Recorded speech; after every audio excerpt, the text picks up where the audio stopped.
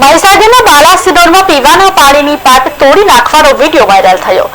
મને નહીં તો કોઈને નહીં તે ભાવના રાખી મુખ્ય પાઇપ કુહાડીથી તોડી નાખવામાં આવી। બાલાસિનોર નગરના ઇન્દિરા નગર વિસ્તારની આ સમગ્ર ઘટના હોવાનું સામે આવ્યું। પીવાનું પાણી ન મળતા સ્થાનિક ગોવિંદ વાઘેલાએ પાઇપ કુહાડી મારી તોડી નાખી।